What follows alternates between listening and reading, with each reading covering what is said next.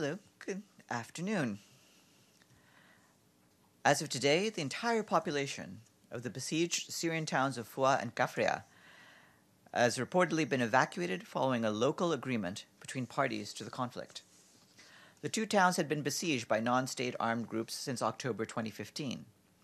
The United Nations last provided humanitarian assistance to the besieged areas in September 2017. An estimated 6,900 people were reportedly escorted by the Syrian Arab Red Crescent to the Alais crossing in southern rural Aleppo Governorate. In addition, 17 medical cases, accompanied by 21 family members, were brought to hospitals in Aleppo City. The United Nations was not party to the negotiated agreement or its implementation, but stands ready to provide all people in need with humanitarian assistance wherever they are. The United Nations underlines that any evacuation of civilians should be safe, voluntary, well-informed, and to a place of their own choosing.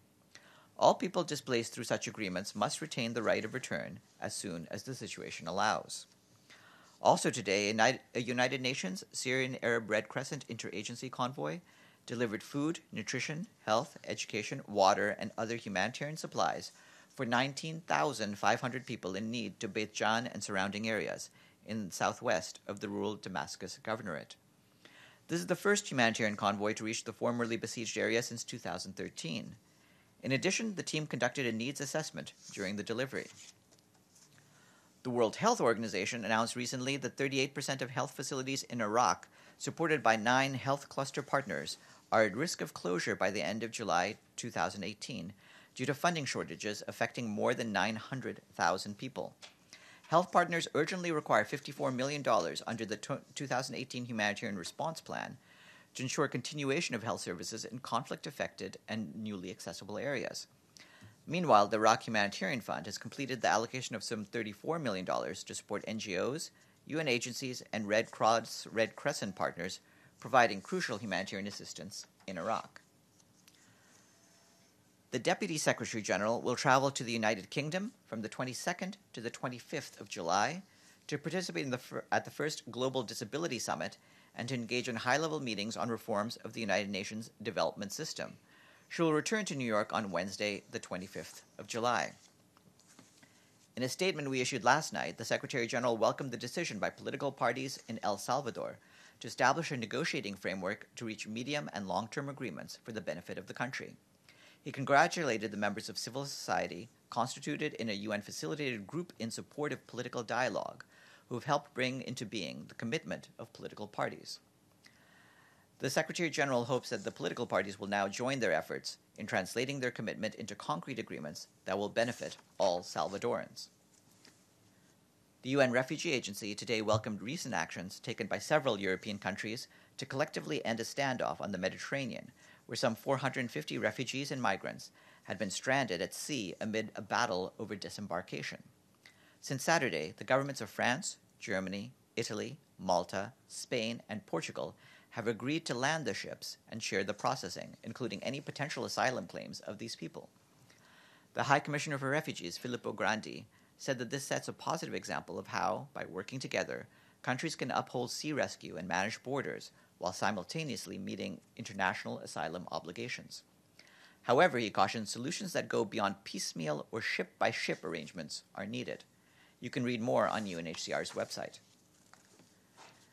The Economic and Social Council is holding a high-level policy dialogue with international financial and trade institutions today, focusing on trends in the global economy and international trade in the context of sustainable development.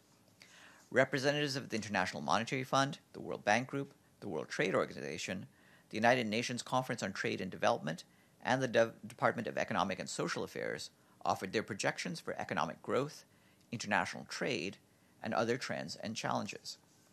And in the afternoon, a thematic discussion on leveraging new technologies for the Sustainable Development Goals will take place. And for the honor roll, I'm delighted to welcome Lithuania to the honor roll. Our friends in Vilnius have paid their regular budget dues in full, making Lithuania the 111th member state to do so. And this evening at around 6:30 p.m., there will be a stakeout by the President of the Security Council, Ambassador Olof Skog of Sweden, along with the chairperson of the African Union Peace and Security Council, Ambassador Sebade Toba of Togo, at the Security Council stakeout.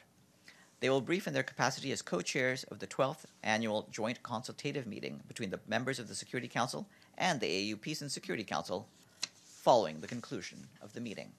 And that is it for me. Yes, Mario. Thank you. The SG is meeting today with the Foreign Minister of Nicaragua. What is his message? What's what he's going to tell him?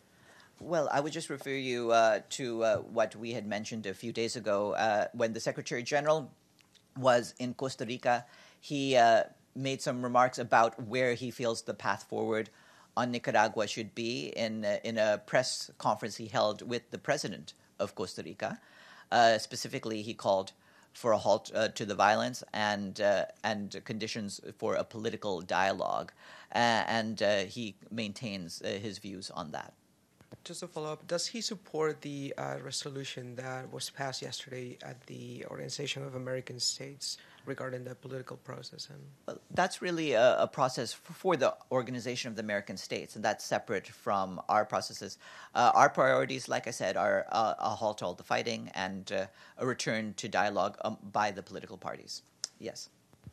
Yeah, Farhan, today again, Israel killed one Palestinian and about several were wounded in Gaza. And still the rights, these disturbances are still going on since the blockade of the crossing by the Israelis. Do you have any idea as to what the Israelis are going to do? Are they going to ease up on the crossing and allow some shipments at all into Gaza? Or are the killing will continue? Well, you'll have seen that both Nikolai Mladenov, the UN Special Coordinator for the Middle East Peace Process, and Jamie McGoldrick, the humanitarian coordinator in the area, have come out with statements in the last few days about our concerns about this. We do want to see Gaza opened up again. Mr.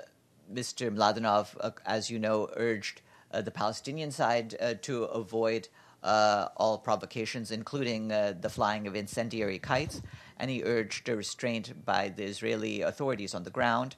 And Mr.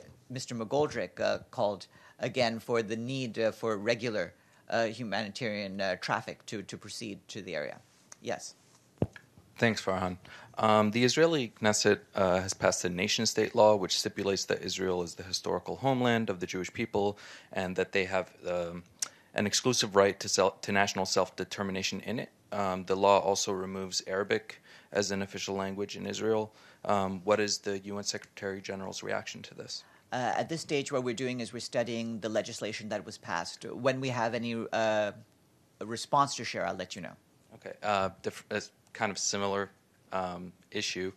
Do you have any comment or information regarding 6 members of a Palestinian delegation that was meant to come present their voluntary national review at the HLPF on sustainable development? They were supposed to present on Tuesday, but they were refused visas by the host nation.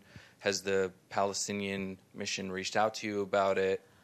And does the SG have a comment on this? Well, certainly we're aware of this latest incident. But as far as I'm aware, as you know, that there's a host country committee that deals with disputes involving access to the United Nations and any problems dealing with the host country on that. As of now, the host country committee has not been approached or formally informed of this, so they haven't acted on this. But it's normally their role to deal with this situation. Of course, we would hope that all of those who are here to attend UN meetings would have the ability to do so. Yes. Thank you, Farhan. I have another follow-up on Nicaragua. Secretary General, on the last briefing he held, said that the UN is working closely with the OAS. If this is the case, then wouldn't be this meeting that he's going to have with Chancellor Moncada a good opportunity for him to support the resolution approved yesterday by the OAS, and most of all, an additional opportunity for the UN to strengthen its position on Nicaragua right now? Well, he certainly does expect to talk about the need to deal with this recent violence when he meets with the foreign minister this afternoon. And so he will discuss that, and we do expect that all of the recent developments will be discussed by the two of them. Coming on, Brendan.